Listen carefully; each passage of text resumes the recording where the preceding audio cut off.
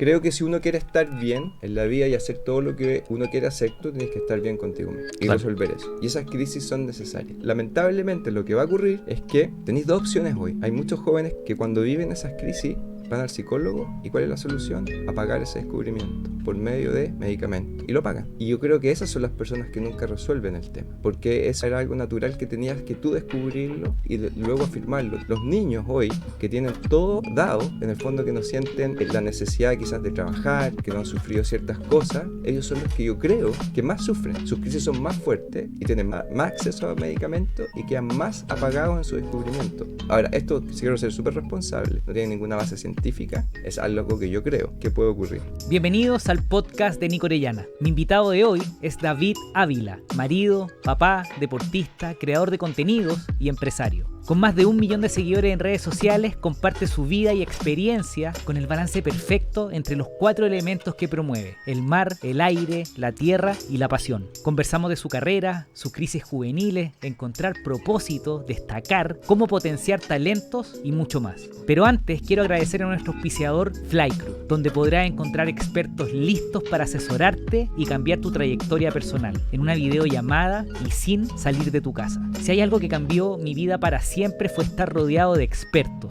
A los 21, emprendedores. A los 25, organizadores. A los 30, de atletas. Y hoy en Flycrew, creadores fascinantes que me han impulsado a hacer este podcast y empujar mi marca personal. Si quieres cambiar tu trayectoria como yo lo he hecho múltiples veces, entra a flycrew.com y encuentra al experto que andas buscando. Ahora sí, vamos al grano. ¿En qué está David Ávila? Mi último emprendimiento personal es el desarrollo de mi marca personal por medio de la creación de contenido. Con 42 años decidí entrar en un mundo que nunca pensé que lo iba a hacer, en el fondo. No estaba dentro de mi radar, pero creo que era algo que tenía bien oculto o lo había de alguna forma tapado en mi desarrollo como profesional, como ingeniero. Pero me acuerdo que en el colegio era bueno para hacer cosas de arte, tocaba música. Me acuerdo que fui una vez en fin de año al colegio y toqué música de piano frente a todo el colegio. Y eso de alguna manera en mi carrera profesional yo creo que lo apagué por mucho tiempo. Y con 42 años dije, bueno, voy a hacer cosas que no he hecho antes. Y la creación de contenido tiene ingredientes que son transmitir experiencia. Y ya tenía mucha experiencia, me habían pasado muchas cosas y siempre quería de alguna manera transmitir esa experiencia de una manera entretenida y dije, ¿cómo no hacerlo de una manera más creativa? Que es a través de, en el fondo, este proyecto de la creación de contenido en redes sociales. Perfecto. ¿Y partiste en TikTok? Partí en TikTok porque una vez que tomo un proyecto, obviamente estudio, para mí cualquier tipo de proyecto es básicamente tener que analizarlo y ver que sea exitoso en base a la búsqueda de tu objetivo y el propósito que uno quiere hacer. En ese sentido tuve que estudiar las distintas plataformas y en ese momento sabía que ya habían plataformas muy consolidadas y que iba a ser difícil entrar en buscar el público que yo quería, la comunidad que quería formar, y decido por dos cosas: TikTok, porque en ese momento era una plataforma que no muchos creadores de contenido estaban ahí, porque yo creo que habían algunos estigmas al respecto, que solamente era de niños bailando. Pero yo hice un análisis de algunas cuentas de creadores de contenido y empecé a entender si realmente tenía potencial o no. Y creo que no me equivoqué. De hecho, ya hay muchas personas que son grandes creadores de contenido, están migrando a TikTok, pero yo entré en una etapa temprana. Primero entré obviamente por un tema estratégico, para poder llegar a mi público lo más rápido posible. Había un fuerte motor de viralización, había que lidiar con la vergüenza. ¿Síndrome del impostor? El síndrome del impostor, y si no sientes vergüenza no estás innovando y todos estos temas. Pero también hay otro tema en TikTok. Creo que siempre me he enfocado en buscar el público que realmente mi contenido le pueda ayudar. Y no muchas veces estar en tu entorno cerrado o tu círculo de cercano, porque si no, uno efectivamente se da vuelta en los mismos. Y sabía que mi contenido puede ayudar a muchas personas que están iniciando su camino, y esos son jóvenes. Total. Jóvenes que están partiendo, y yo siempre pensaba, si yo a los 17 años, cuando me fui a estudiar solo a Valparaíso, hubiese tenido la experiencia de alguien que me contara muchas cosas que le pasaron me hubiese ayudado mucho. Entonces con ese objetivo también TikTok, sé que ahí están las personas más jóvenes, y bueno, después hago la migración a otras plataformas de forma orgánica.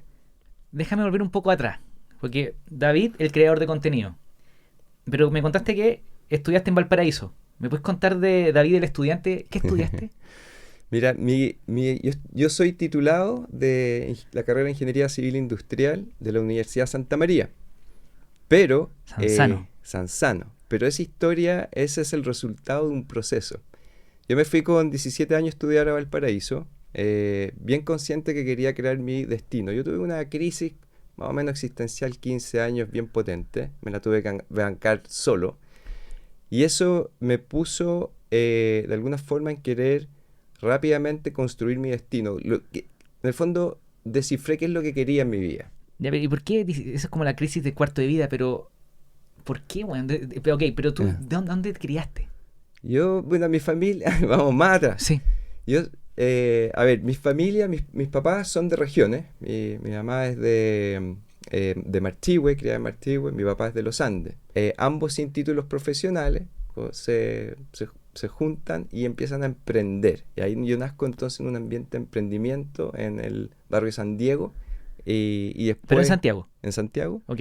Ellos se vienen a Santiago, crean su emprendimiento de una fábrica de carteras de cuero.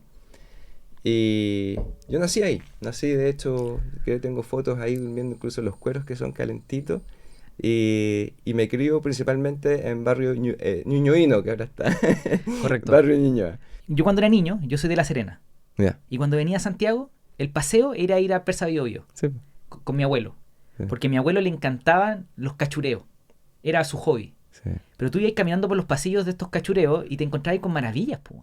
Con Tremendo. pequeñas joyas, con computadores Sí. viejos, con póster, con Y cosas. pasaba ahí de un stand o de un galpón a otro y te encontrabas con temas temáticos increíbles. ¿Era parte de tu rutina infantil? Era parte de ir con mi papá al Persa los días sábados en la mañana. Sí, era parte de mi rutina. Ok. Y bueno, y parte de mi rutina era vida de barrio. Yo tuve la suerte de vivir en una calle que todavía sueño con esa calle. A veces paso por ahí, está bastante cambiado, uno tiene otra imagen de esos lugares. Pero Sí, no. es una calle que se llama Residencial Seminario. Ok. Y Residencial Seminario conecta entre dos semiavenidas. ¿Está? Pero nos dejaba como un espacio de calle para los niños que pudiésemos jugar. Los autos pasaban lento ahí, como que había una onda de que los niños jugaban ahí. Ok. Entonces, claro, mi infancia fue jugar mucho fútbol en la calle con los amigos, hacer peluzón, era bien peluzón, aventura, pasaban cosas también. Me acuerdo que una vez vimos un niño, no sé por qué te voy a contar esto, pero me acuerdo Por favor. estábamos jugando y pasó un niño en patines.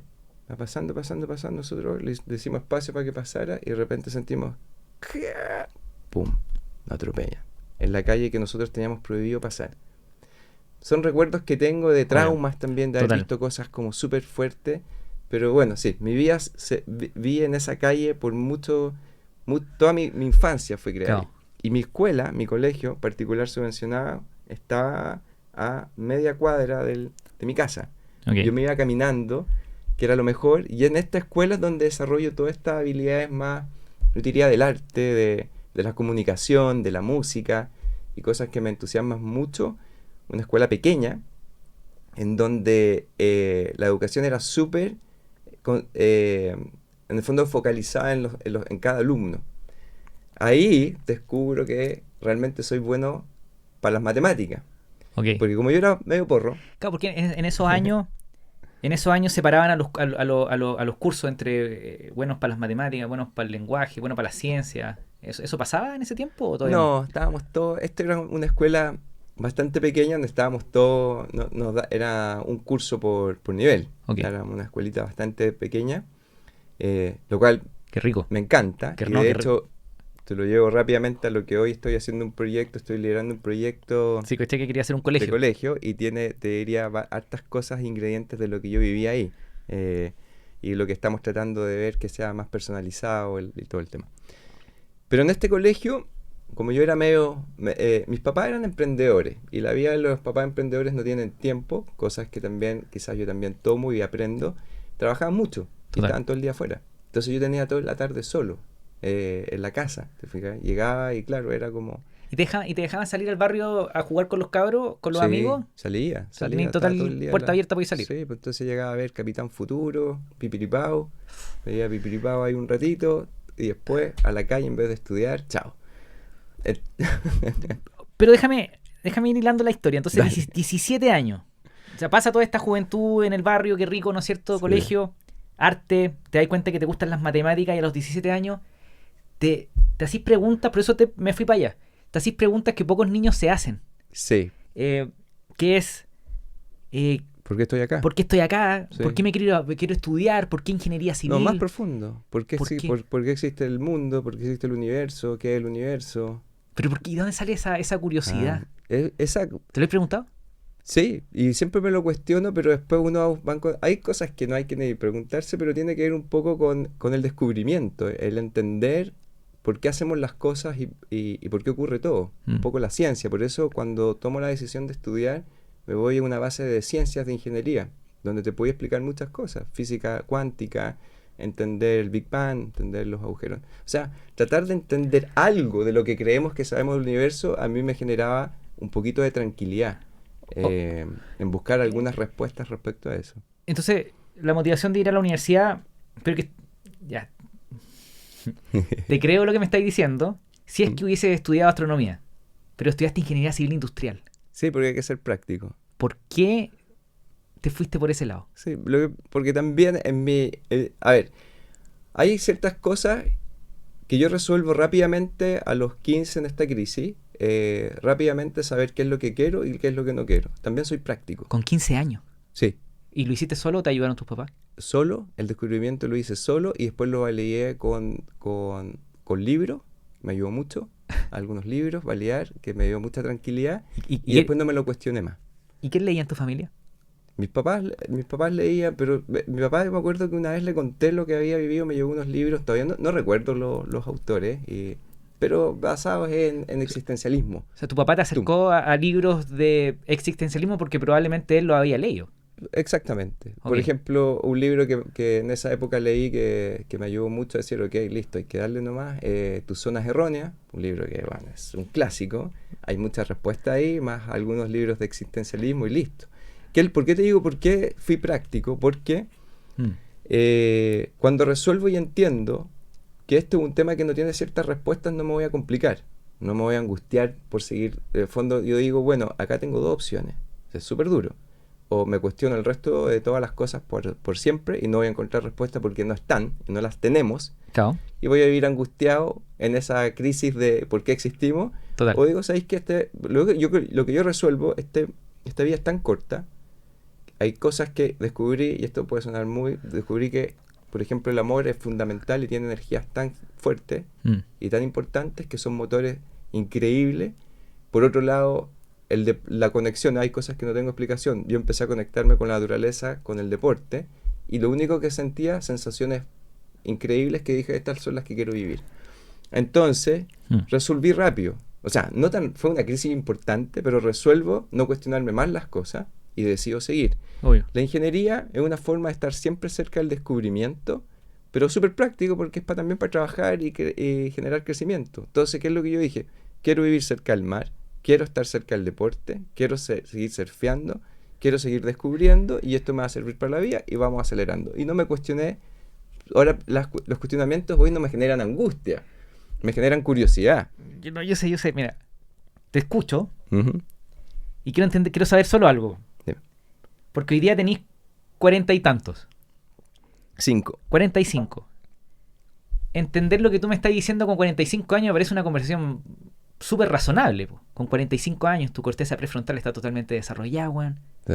Por supuesto, vamos. Pero teníais 17 años. Sí. ¿Pensabais de la misma forma? O sea, ¿tú te acordáis de ese tipo de razonamiento? ¿O ahora conectáis los puntos hacia atrás? No, creo que Y logré resolver. Ya, entonces déjame hacerte una pregunta. ¿Cómo Sí. un cabro chico de 17 años puede llegar a hacerse esas preguntas?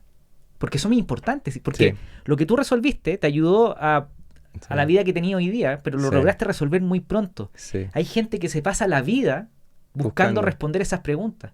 Sí. ¿Qué le decimos a un niño que está buscando su propósito, su camino, cómo vivir su vida? Sí. Mira, de hecho, me han ofrecido escribir libros. Dije que no, por ahora, porque creo que tengo que seguir acumulando experiencia, pero la primera va a ser eso, el descubrimiento, porque creo que si uno quiere estar bien en la vida y hacer todo lo que uno quiere hacer, como muchas veces los creadores de contenido o motivación decimos hay que hacer esto, primero para poder estar bien con el entorno, tú tienes que estar bien contigo mismo y Claro. resolver eso. Y esas crisis son necesarias.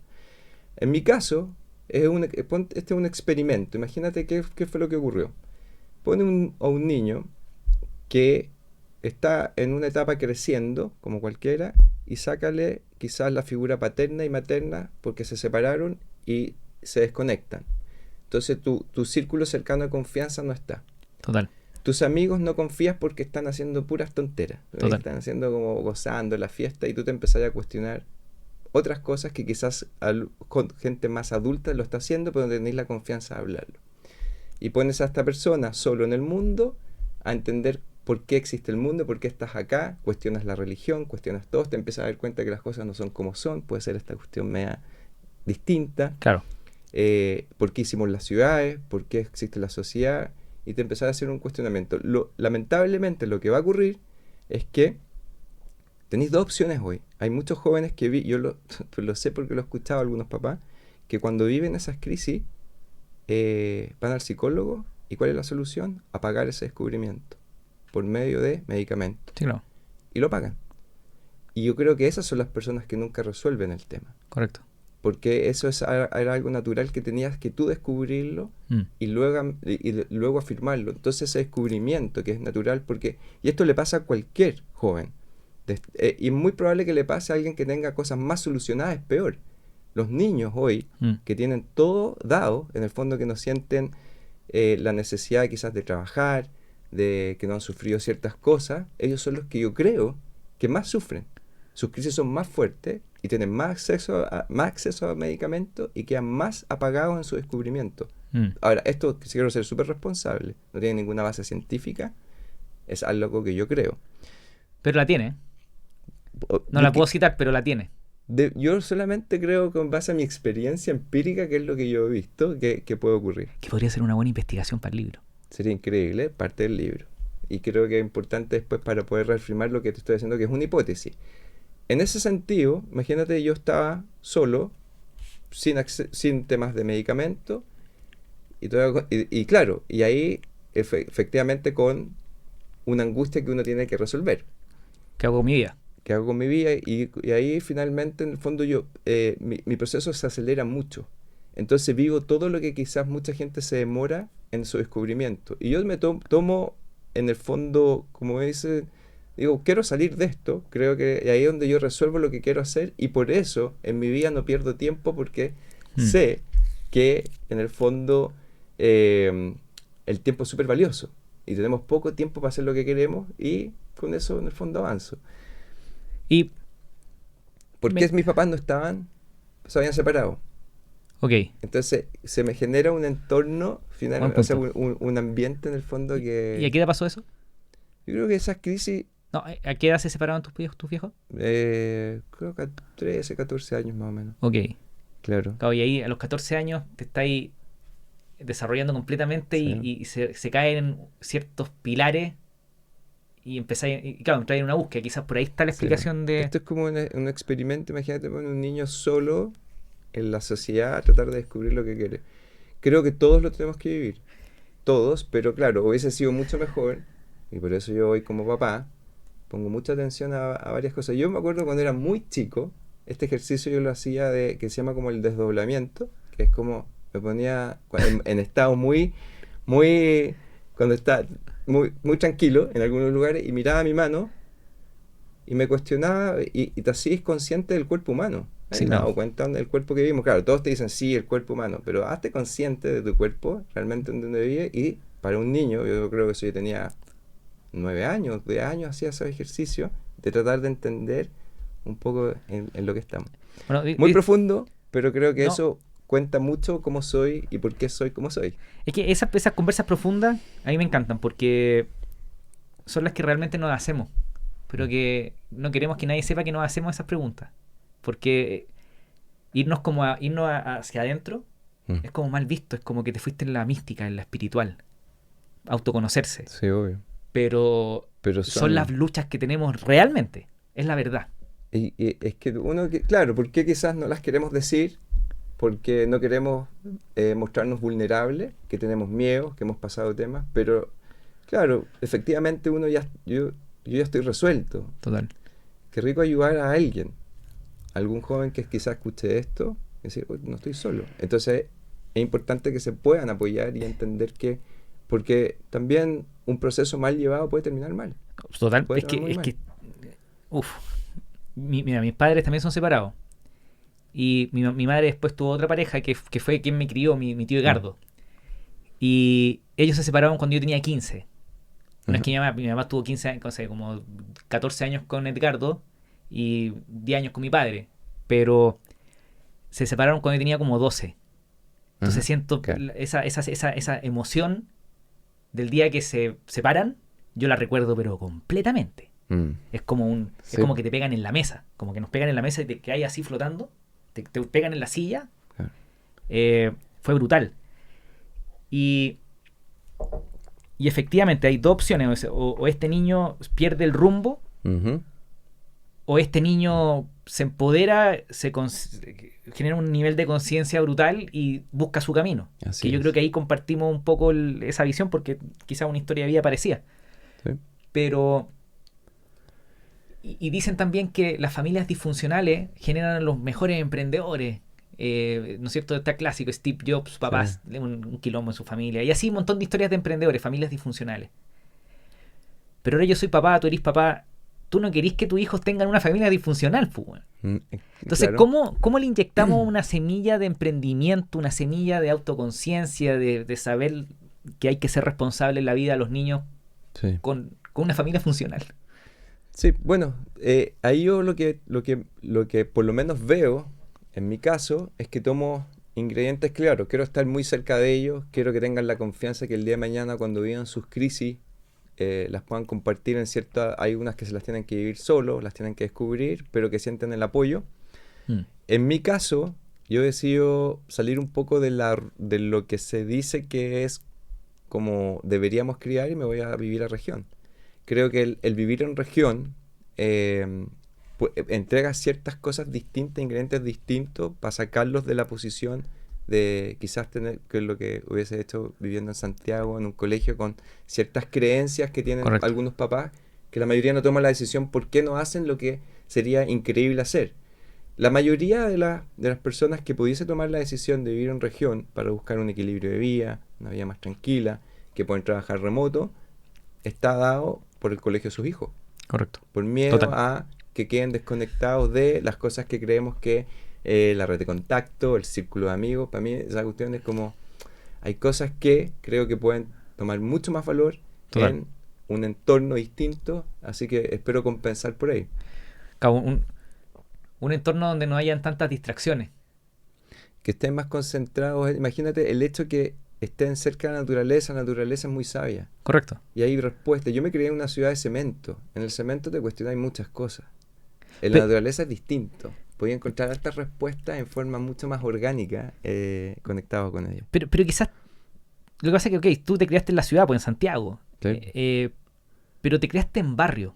Sí, Villa Barrio. Que es diferente en vivir, no sé, pues en San Bernardo, en La Cisterna. Tú viviste en un barrio que pasaban muchas cosas. Sí, pasaban muchas. ¿Será parecido a las regiones o no? Yo creo que tiene, por eso quiero volver. Eso es ahí. Bueno, Porque estaba ya a media cuadra de tu colegio, po. Sí, pero eso fue lo que yo... Mira, una de las cosas que ocurrió, efectivamente era un lugar soñado, pero eso se perdió. Y quizás por eso puede ver un poco lo que después me pasó. Mis papás en algún momento en su historia les va bien. No muy bien, pero les va bien. ¿Y qué es lo que quieren mis papás? Darnos lo mejor. Un mejor colegio. Un mejor colegio, un mejor barrio, entre comillas. nos llevaron al peor barrio, al peor colegio. Particular.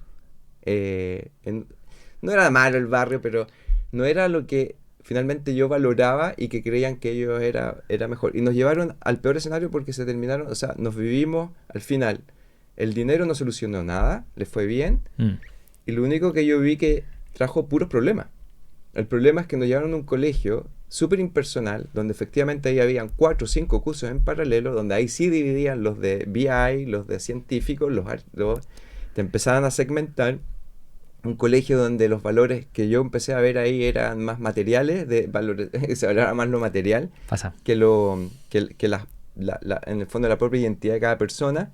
Y además mis papás empiezan el proceso de separación de una familia. No es el problema cuando se separan, es el proceso anterior.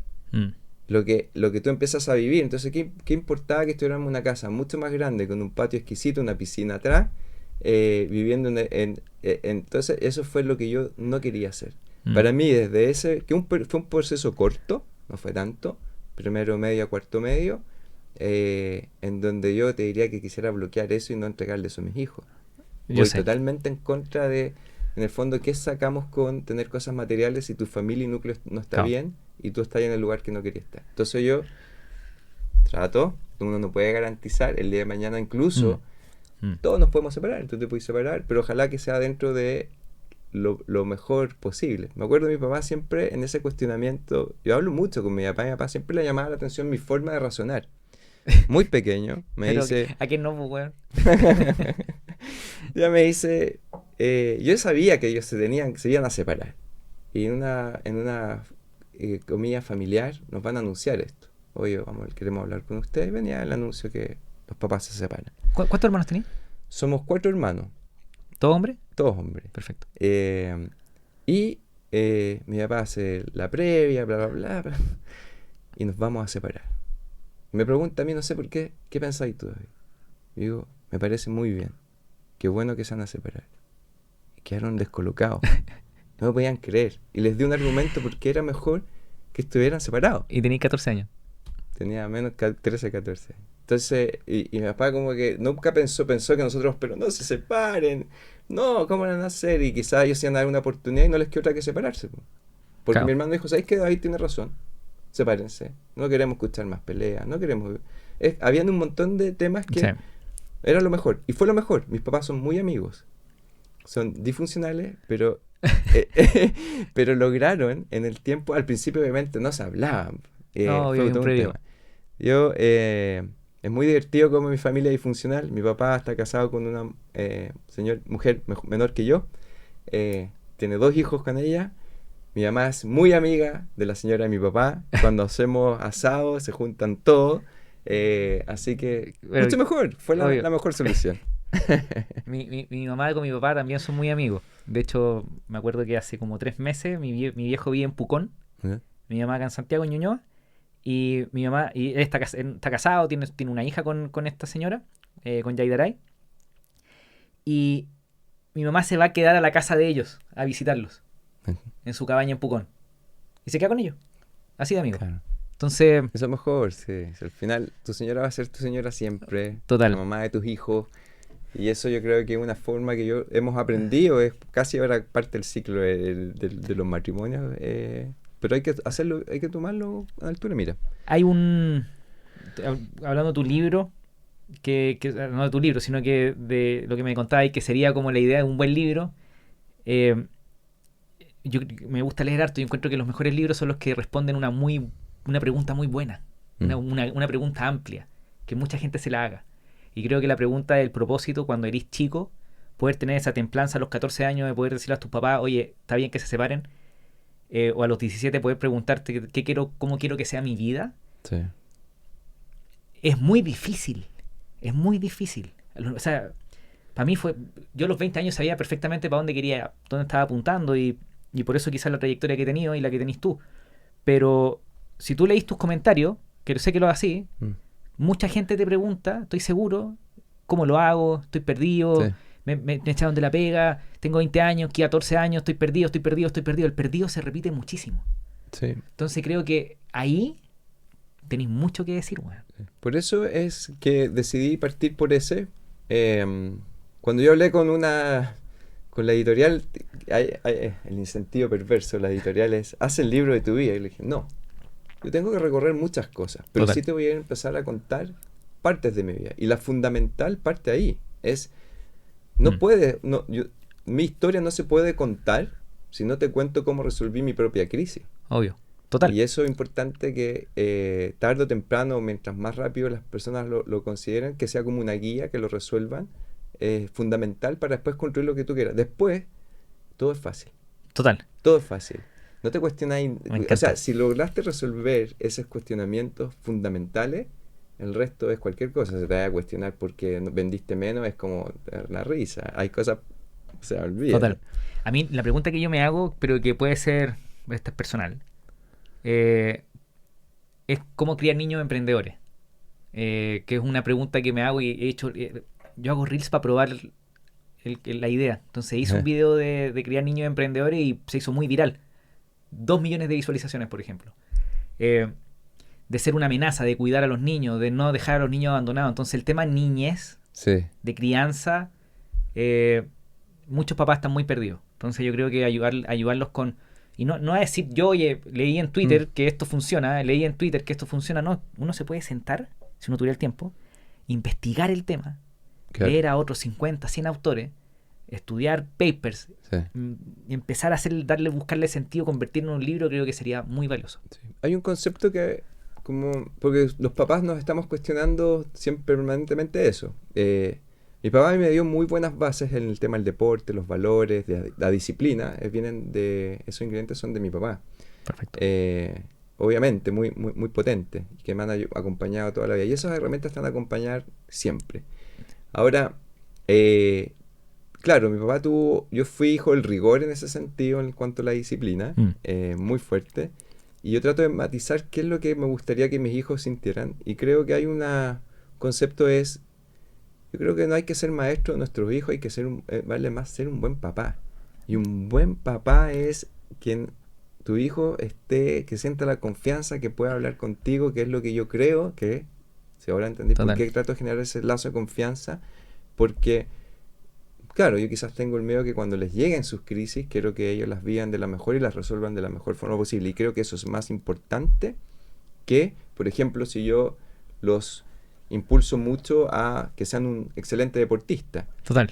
Yo a mi hijo no los presiono y son buenos deportistas, les gusta el deporte, salieron 2 cosas que yo no hago. Y yo obviamente se las quiero potenciar. Fútbol, ¿no? O sea, cero fútbol. Sí, te carga la pelota. Y el otro rugby, ¿cachai?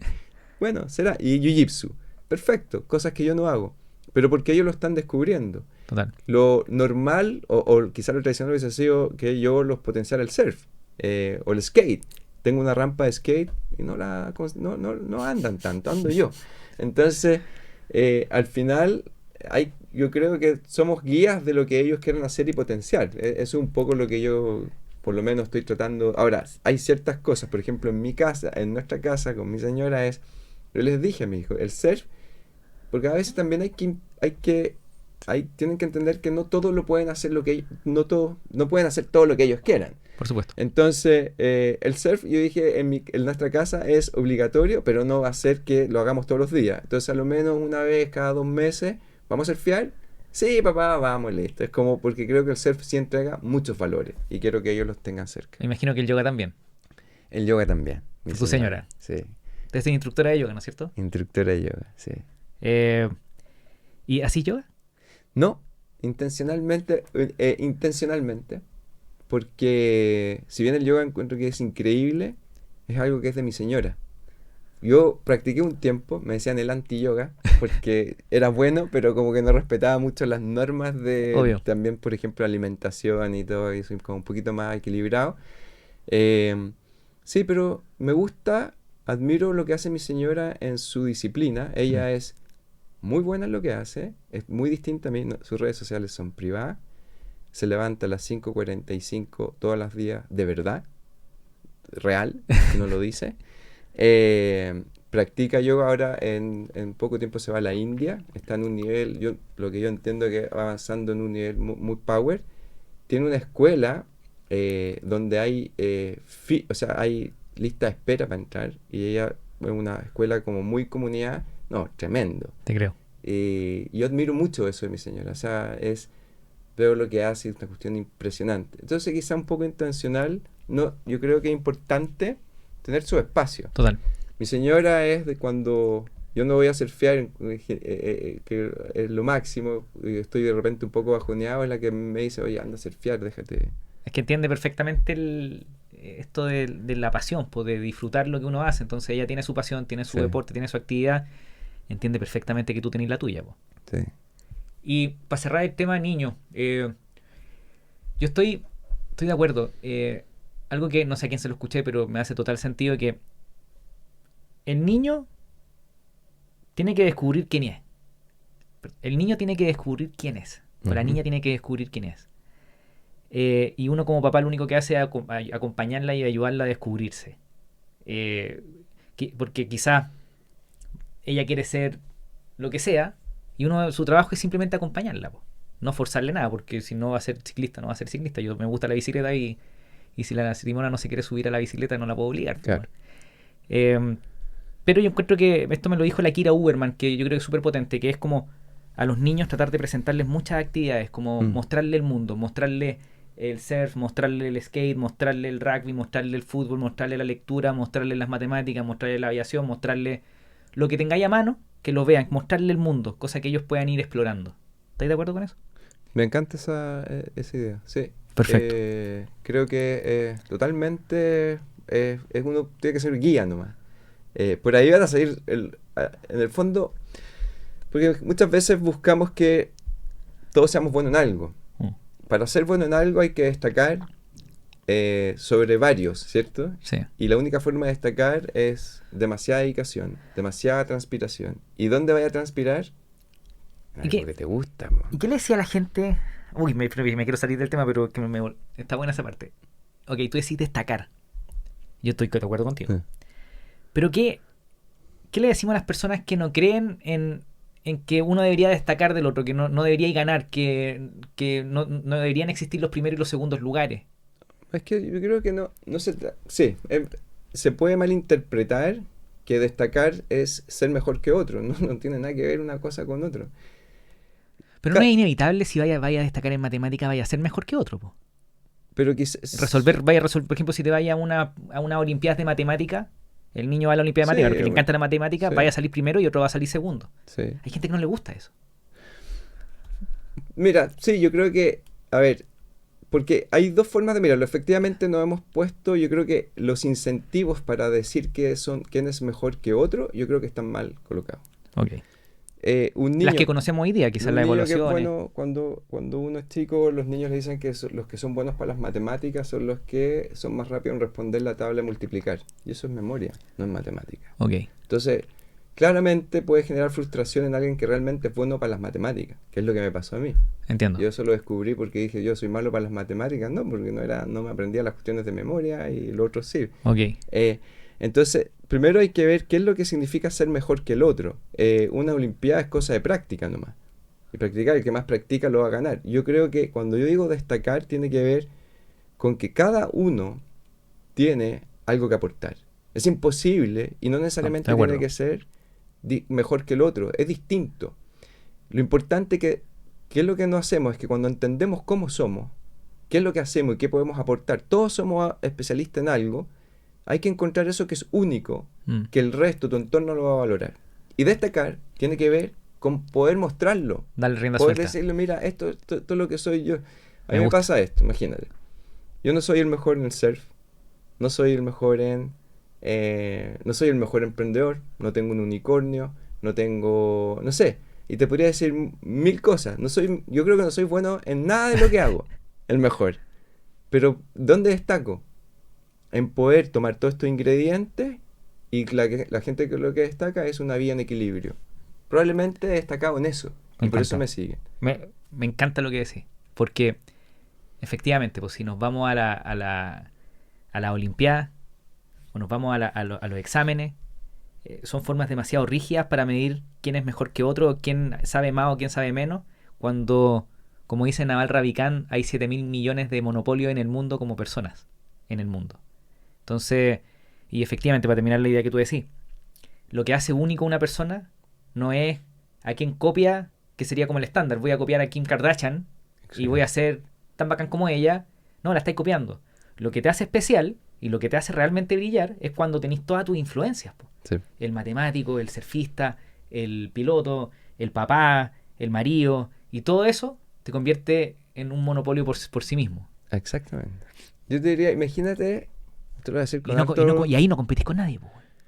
Y ahí es distinto que vengan las retribuciones. Las retribuciones, las recompensas, son consecuencia de porque tenemos convicción en lo que hacemos, destacamos y ahí resolvimos que no necesariamente ser el mejor. Y te lo doy súper claro, y algo con harto respeto lo digo, y tengo cuidado.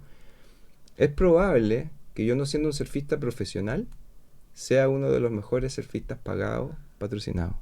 Total. Y tú dices, ¿y cómo? Entonces, la meta, si no ganó ni un campeonato, porque encontré unas fórmulas que, siendo surfista, las marcas están dispuestas a patrocinar porque es mi ingrediente de cómo comunicar. Ay, qué buen tema, güey. Por eso me gusta hacer este podcast, porque aprendo mucho. Y lo digo con harto respeto a mis partners surfistas, porque yo sé que eso puede generar un tema, pero... vamos a ese punto. Yo trabajo con muchos deportistas porque en Welcu vendemos entradas para eventos deportivos. Somos la plataforma de venta de entradas para eventos al aire libre más grande en Chile. Tenemos, no sé, el 80 o 90% en mercado. Vendemos las carreras de ruta, de bicicleta, de triatlón, de lo que se te ocurra. Y converso con muchos atletas que no crecen en redes sociales. Entonces ellos dicen, oye, pero esta niña baila y tiene 300.000 seguidores, sí. ¿Y por qué no valoran mi podio? Y yo digo, porque tu podio, ok, felicitaciones, pero... Tengo una tesis de eso. Una hipótesis. Déjame, ok, esa hipótesis. Sí. ¿Qué importa más? ¿El podio o el paquete? No sé si se entiende la pregunta. Sí, totalmente. Efectivamente, yo creo que ha estado evolucionando y muchas veces, efectivamente, lo mismo que pasó con Instagram. Cuando estaba Instagram y todos celebraban las fotos lindas que todos subían y decían, después salió TikTok y era el anti-Instagram, pero se dice que todo esto es falso.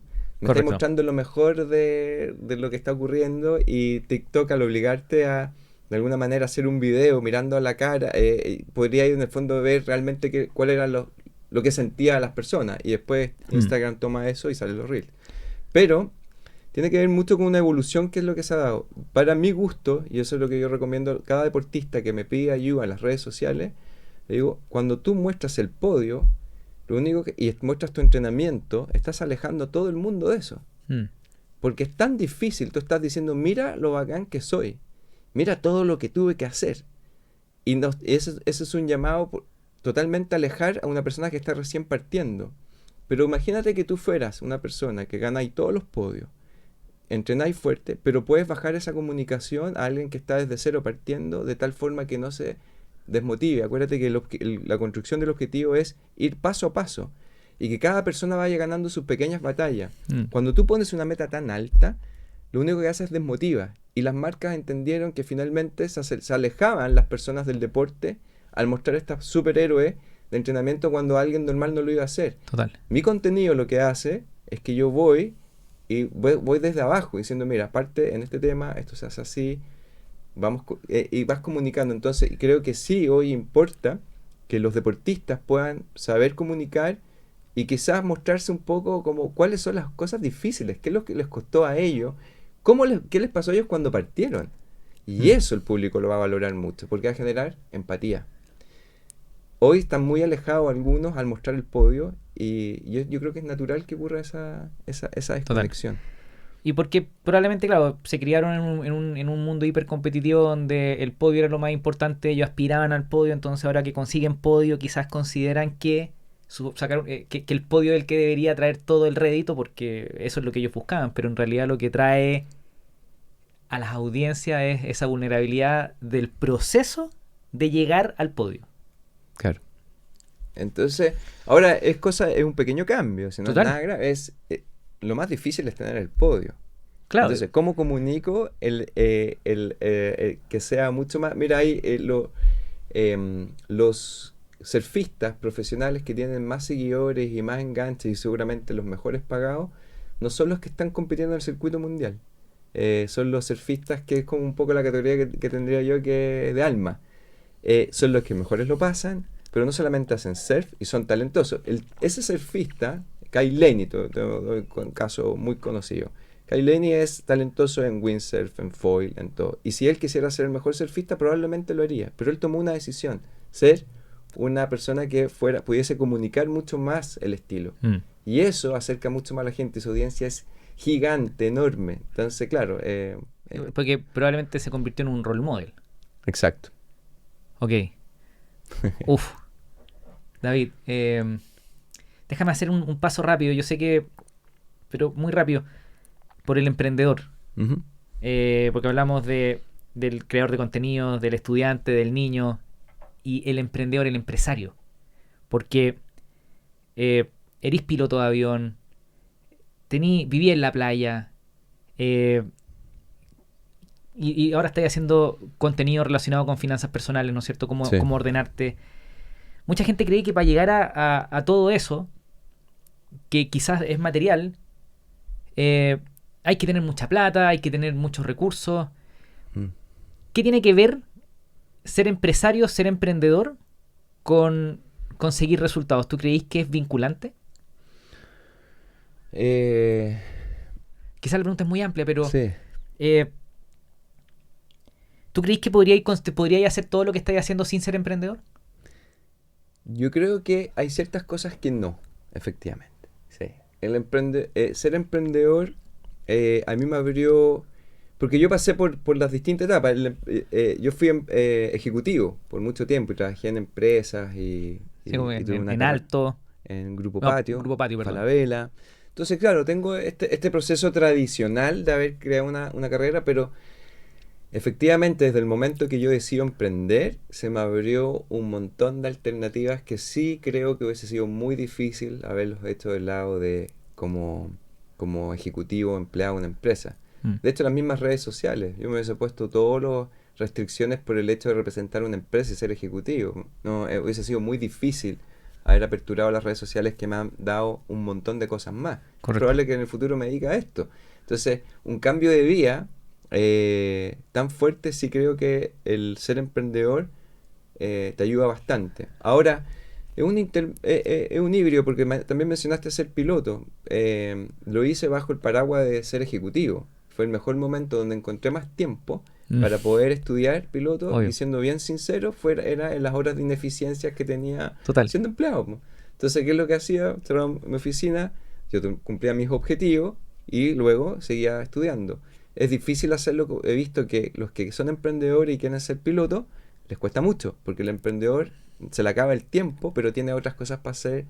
Tiene más tiempo para hacer otras cosas, como el deporte. Entonces es algo... Es un tema de prioridades, ¿no? Entonces yo creo que en ese sentido, en tu pregunta todo lo fui construyendo. Desde que, te lo trato de resumir lo más rápido posible, desde que resolví el tema de qué es lo que quería hacer, nunca más perdí el tiempo. Cada día para mí es valioso. No hay ningún día que no sea consciente del día. No recuerdo todo lo que hago, obvio, pero lo aprovecho al máximo. Por ejemplo, una caña es terrible para mí. Terrible. Perdí una mañana con caña, es lo peor que uno puede hacer. Total. Me gusta compartir con amigos, sí. Ayer estuve en un evento y supe salir y estoy contigo ahora.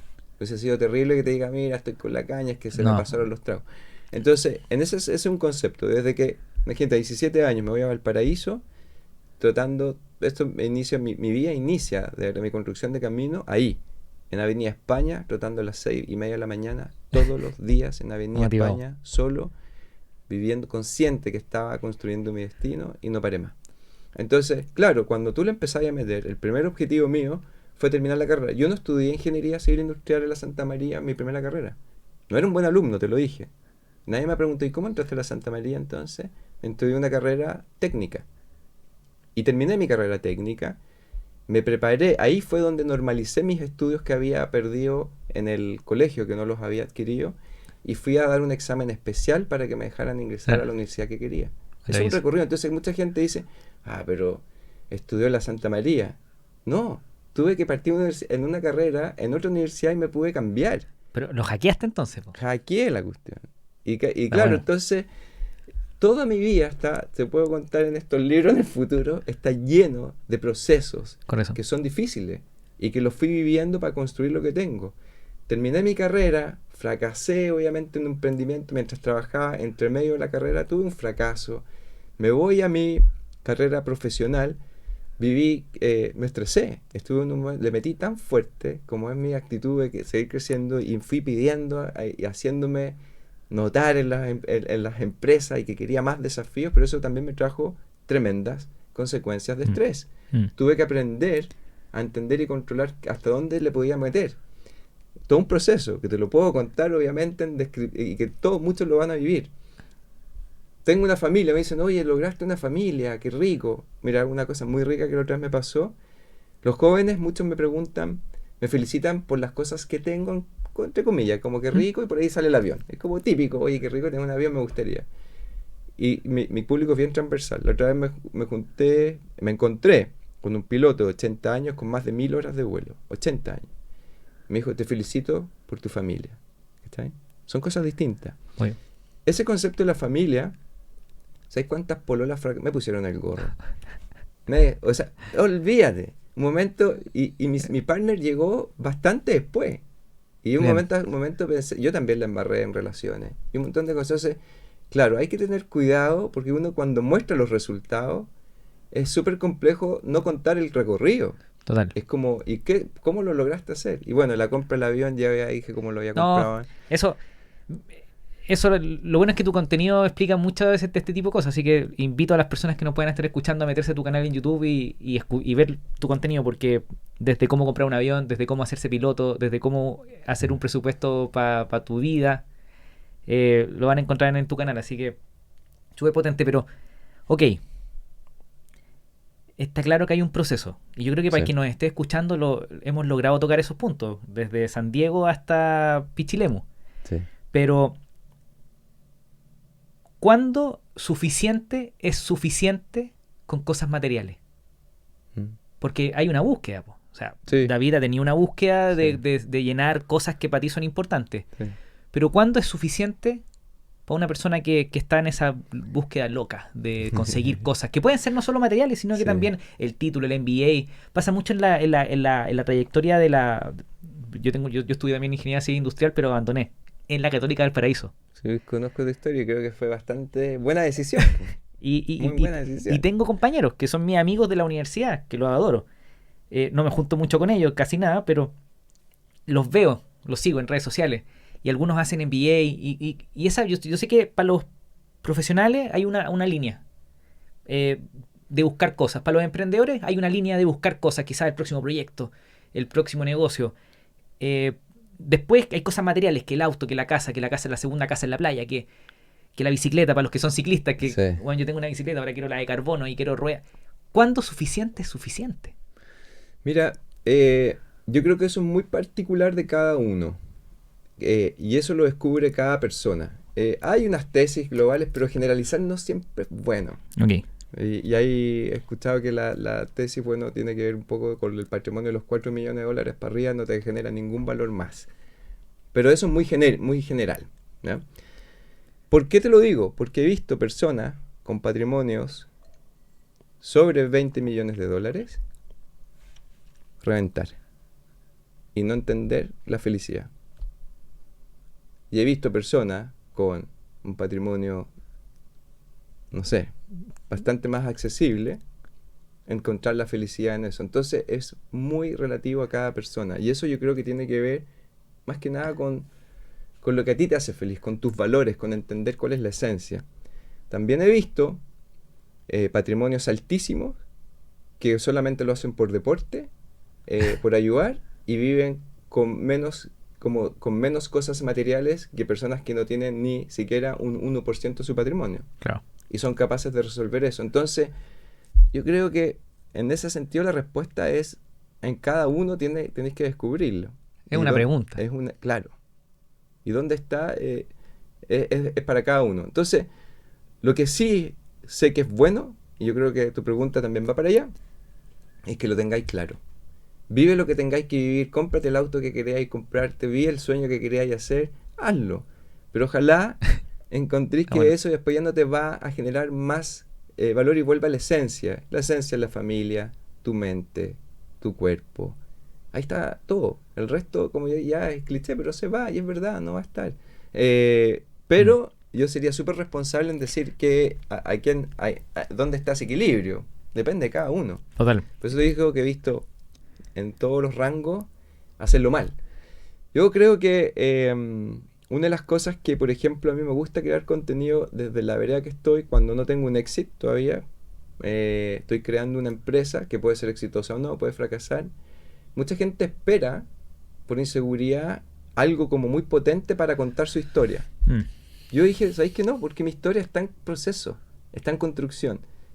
Y mi objetivo es bastante alcanzable por todos los que me escuchan. Yo soy una meta totalmente alcanzable de lo que yo he hecho. Todo. Y todo lo que yo te transmito, te lo dejo ahí. Es replicar. Replica. Las finanzas personales, aprende el juego de las finanzas, aprende el juego de cómo funciona el sistema, descubre, resuelve en el fondo tus cuestionamientos, y el resto es sistematizar y repetir. Sí, obviamente, nací con algunas ventajas, sí, nací con la ventaja, obviamente. Curioso. ¿Ah? No, y también que haya podido estudiar en una pensión, en una universidad, son cosas, pero que hoy cada vez son más alcanzables, está bien. Hay que ayudar a quien está demasiado abajo. Yo soy de la idea de que, pucha, si tú naciste en Chile con cuerpo y tu mente bien, ya partiste privilegiado. Al ser en este país, con eso está ahí en otro nivel para adelante. Claro. Obviamente que hay personas que hay que ayudarlas, obviamente, y que están en desventaja total. Y por eso tenemos que siempre uno está tratando de ayudar. Pero el resto es, ya pues, vamos construyendo cada uno nuestro camino, que es un poco el incentivo. Entonces, ¿qué pasa? Que nos van a estar escuchando, quizás no tanto porque la gente ya conoce quizás este tipo de contenido, nos sigue a nosotros, entonces es bacán porque uno construye audiencias resonando con ellos. O sea, sí. Hay gente que te escucha y te dice, uy, eso a mí me resuena, a mí eso me hace sentido. Pero y aparecen los haters que nos pueden decir lo que tú decís, pues, Nico, pero que tú tuviste el colegio, tú tuviste el barrio, tú tuviste esto, tú tuviste estos privilegios, tú tuviste esto otro. Y tratan yo creo que ni siquiera es consciente y debe ser muy difícil para ellos, por supuesto, pero ¿cómo un cabro que se siente con todo en contra podría empoderarse y tomar el control de lo que esté haciendo? ¿Tú crees que hay una forma, como una búsqueda, una pregunta que hay que hacerse? Mira, yo creo que uno no puede tratar de solucionar todo. Uno no puede tratar, y especialmente en el lado nuestro, de querer ayudar y que todo el mundo lo va a poder entender. Hay gente que va a entender esto y un gran cantidad de personas. Por eso yo te decía que mi comunidad estaba bastante ya consolidada. Sí. Yo ya me había pasado por todo, probablemente le he llegado a gran parte de la comunidad y distintas comunidades, y el que quiere estar con esta comunidad es porque tiene ciertos temas y curiosidades interiores que le hace sentido lo que uno va a comentar. Claro. El tema del hate es que básicamente hay distintos tipos de personalidad y es así. Tú puedes invitarlo, yo siempre digo, con cariño. Un hater, cuando a mí yo tengo poco hate, porque tengo una política de cero hate. Sí, tolerancia cero hate. O sea, tú tiras hate detrás de que es distinto que alguien tenga una diferencia conmigo. Me encanta plantear diferencias cuando tienes nombres y apellidos y eres un perfil real. Pero el hate viene de un proceso que uno no se puede hacer cargo de eso en realidad. Yo te puedo invitar, te trato con cariño, y ojalá que uno se sume y vea finalmente si uno es referente o no. Pero lamentablemente hay personas que no lo van a ver y siempre van a buscar una justificación. Y eso puede dolerle a alguien, pero es así. Y yo no me puedo hacer cargo de eso. Mientras a mí no me contamine en mi comunidad, y por eso yo la cuido mucho, y a mi persona, yo estoy ya bastante claro, lamentablemente lo que yo los invito a seguir en lo que ellos crean que es correcto. Pero no te puedes hacer cargo de todo eso. Creo. ¿Pero tú crees que hay alguna forma de intervenir? ¿De algún mensaje o algo que les pueda resonar a un hater? ¿O el hater es hater y va a morir hater? No, yo creo que el hater cambia. Yo por eso mi tema, yo sé que... ¿Por qué te ha pasado que hay gente que puede decir, no, es que yo no te quería y ahora me resuena mucho? Por eso es cariño al hate. Se le dice con cariño porque el hate tiene que descubrir eso. Y la única forma hay que ponerse en el... Por eso, hay unos que no tienen solución ya. Ya a esta altura de la vida quizás ya no lo resolvieron y Sí. imagínate, no sé, pues en dónde terminarán. Por eso te digo, hay casos extremos. Yo creo que sí, efectivamente. Yo creo que todas las personas tienen potencial. Solamente lo pueden sacar si es que ellos quieren y lo tienen que descubrir. Nada más. Y lo único que uno puede hacer es lo que yo te decía, bajar al plano de que ellos vayan entendiendo como tú lo hiciste.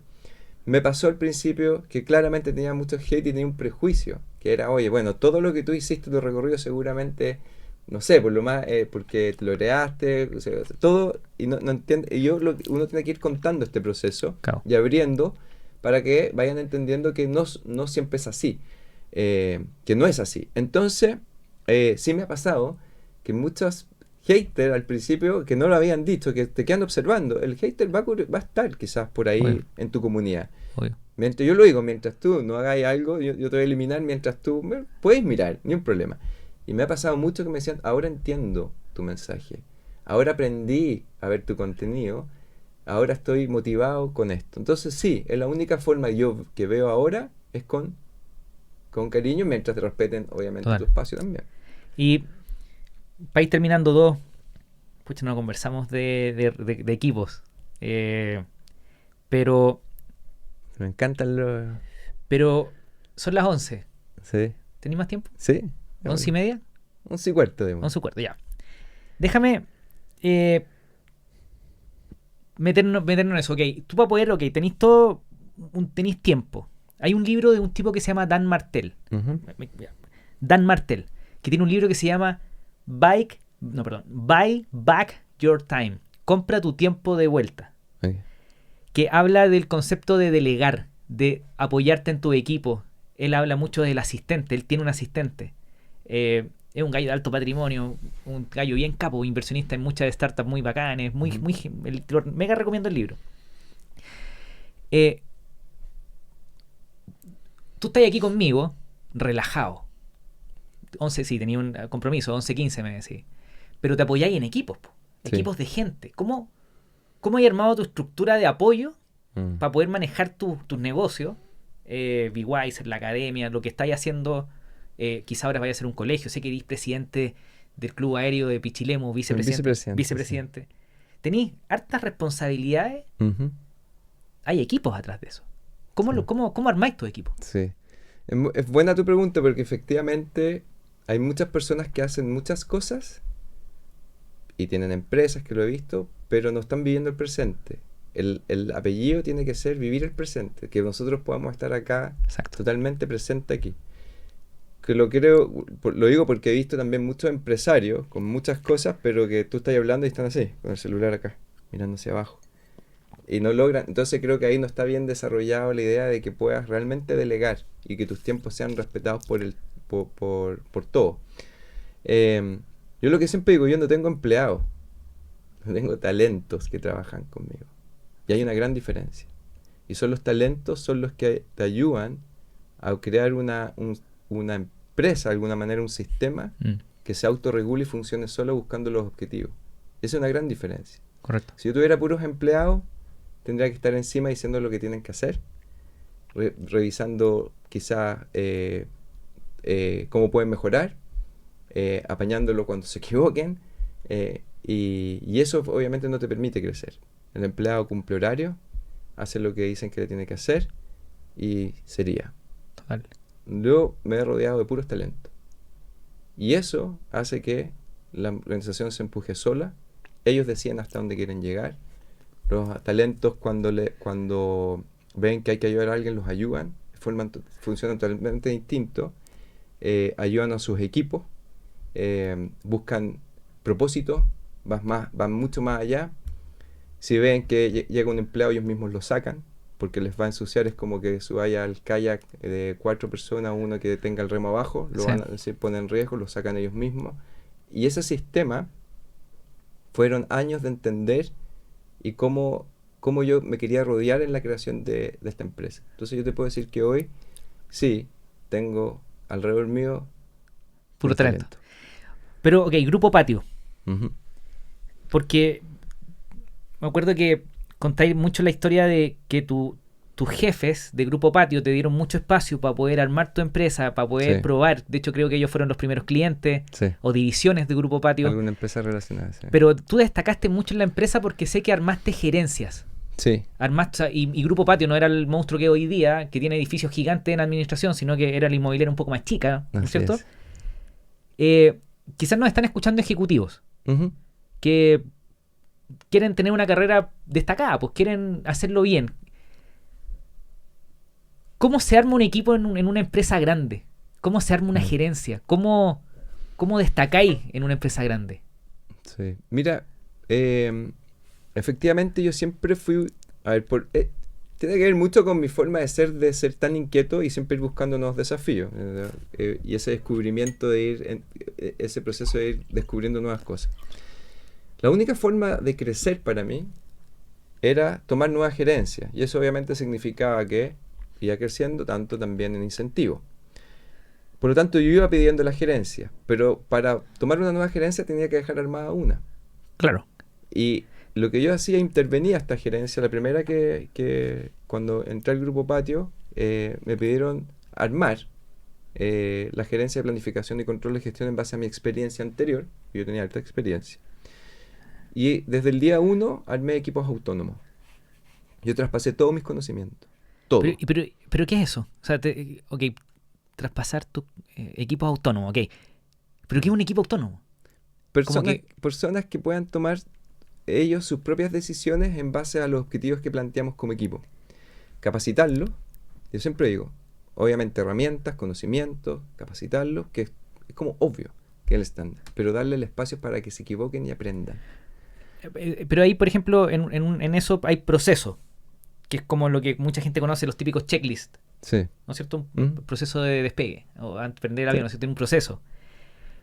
Y ¿tú crees que armar una gerencia tiene que ver con quizás armar un proceso, después enseñarles que pueden ser autónomos y tomar ese proceso y aplicarlo?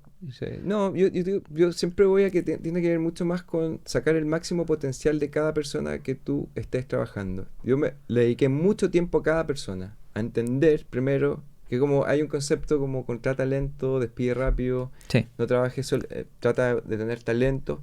Los procesos y las capacitaciones para mí son un commodity, eso viene. Generalmente tú normalizás, y nosotros por ejemplo en BYC tenemos una academia donde el conocimiento se normaliza y yo no tengo que intervenir mucho ahí porque las mentes curiosas igual siempre van a estar descubriendo. Entonces, Pero ahí hay un punto. ¿Mm?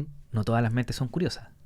Por eso tienes que buscar mentes curiosas. que Primero están gente que sean curiosos, Esto que que- puedan adoptar procesos. Eso sería como un prerequisito. Sí, o sea, partamos por tu equipo tiene que ser tu equipo soñado. Po. Ármate de tu equipo soñado.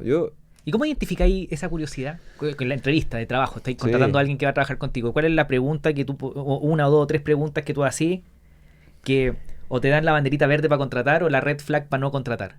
Sí. No, En términos de curiosidad. para mí, mira, una de las cosas que creo que sí son una de las habilidades que por lo tanto, porque he logrado construir equipos autónomos, porque puedo leer a las personas.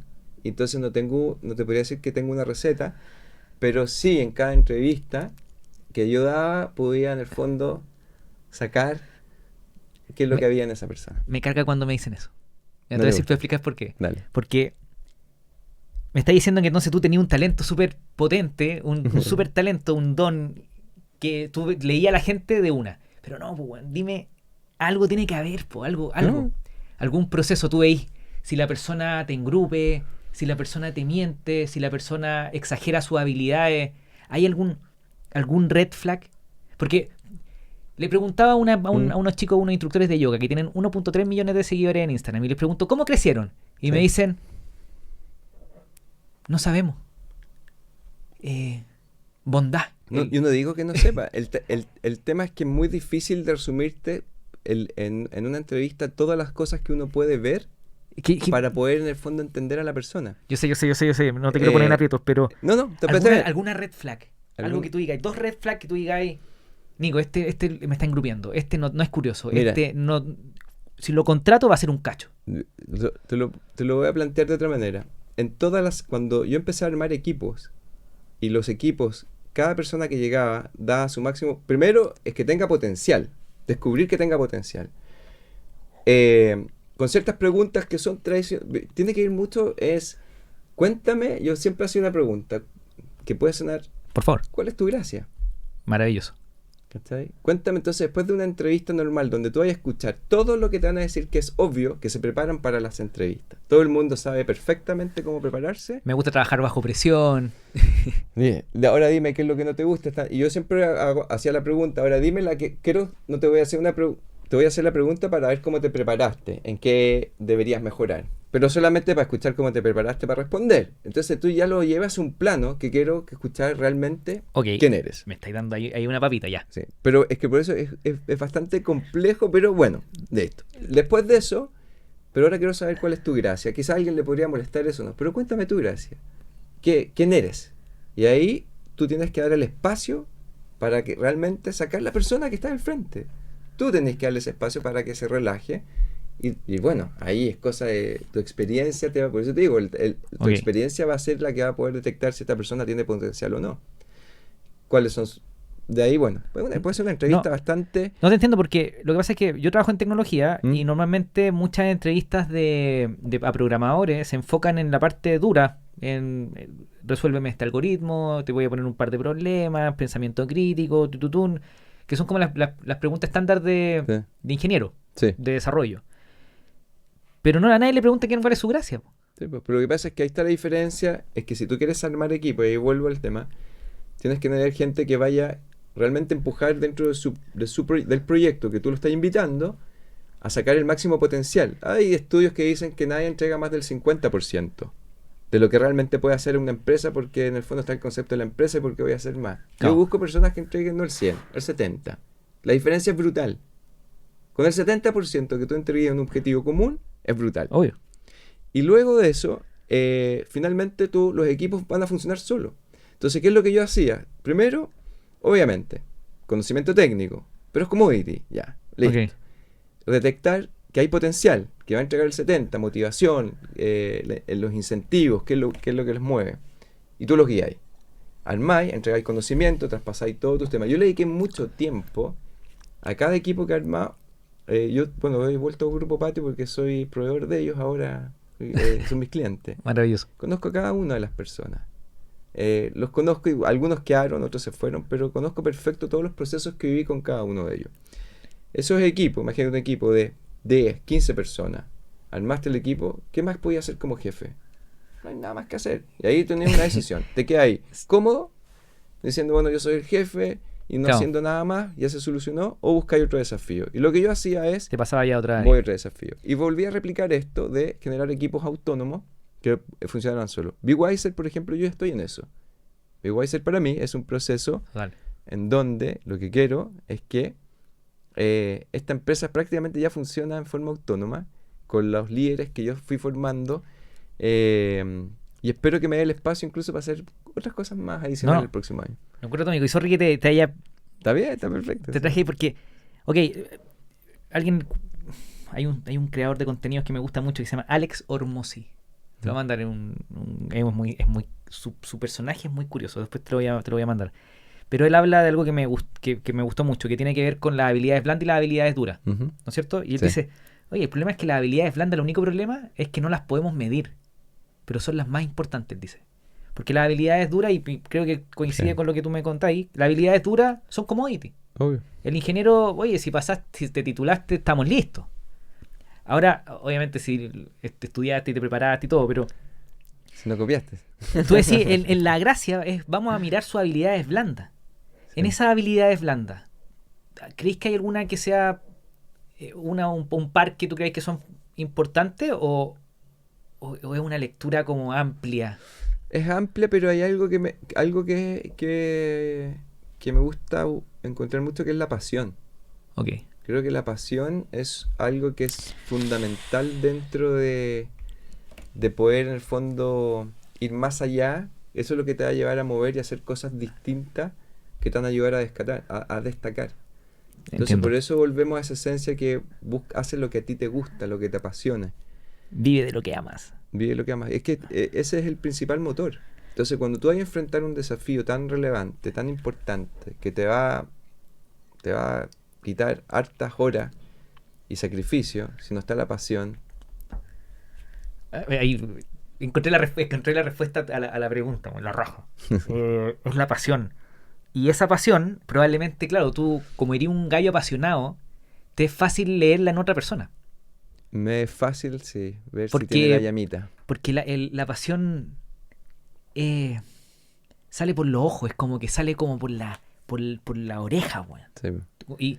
Y para eso, efectivamente, si tú sacáis a la persona de las preguntas de habilidades duras, 1+1, proceso, investigación de operaciones, lo sacáis de ahí y lo lleváis, ¿cuál es tu gracia? Lo descolocáis y no le queda otra que ser el mismo. Exacto. Y vaya a verlo, lo vaya a sentir. Qué power, weón.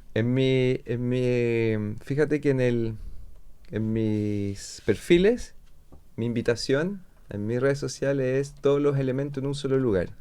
Que es como lo obvio. Sale un avión, el aire, el agua, la tierra, porque siempre te va a llevar a eso, y sale la llama. Y alguien me preguntó, ¿y qué es la llama? ¿Cuándo te has metido con fuego? La pasión. Y imagino que tu equipo entonces hay mucho bicho raro, me imagino. Gente que hace un montón de cosas diferentes. ¿Será? Sí, pues. Y es increíble, un tremendo ecosistema donde sí, totalmente. Ok, entonces para ser parte de un equipo increíble, probablemente una recomendación para los cabros es busquen una pasión y disfruten su pasión y vivan la concho, desarrollen sus habilidades duras, por supuesto, y en la entrevista del trabajo cuenten su pasión. Muestren pasión, muestren efectivamente, qué es lo que los mueve, qué es lo que les motiva. O sea, es que este concepto también, yo creo, por eso te digo, está como también súper validado en otros, te lo comento al revés. ¿Cuántas personas? Mi papá siempre me decía algo que era súper súper duro, así como sonaba muy fuerte. Me decía, hay muchos genios fracasados en la vida. Me dijo, ojo con eso, falta pasión. Sí, no hay nada más cliché que un talentoso fracasado. Claro. Decía el fundador de McDonald's, que quizás se lo tiene que haber copiado a alguien más. David, te tengo que liberar. Así que... Encantado. Si tenía ¿hay algo que queráis decir que no tocamos? ¿Algún mensaje o algo que...? No, creo que me llevaste a cosas bien que no he dicho antes en ninguna de las entrevistas. Lograste sacarme algunas cosas, viajamos. Así que nada, encantado y muchas gracias por el espacio. Y a los que nos están escuchando, sí, efectivamente, ir descubriendo cada uno su recorrido. Cada uno tiene que crear su propio recorrido. No hay nosotros básicamente lo que estamos mostrando son distintas alternativas. Yo siempre digo, ningún camino es mejor que otro, mientras usted los haga ser felices. David, dejémoslo hasta acá. Muchas gracias por venir hoy día a verme en el podcast de Nico Orellana. Muchas gracias. Adiós. Si te gustó el episodio, comparte el link con un amigo. Suscríbete en YouTube, Apple Podcasts, Spotify o en tu plataforma favorita. Muchas gracias. Nos vemos en el siguiente episodio del podcast de Nico Orellana. Adiós.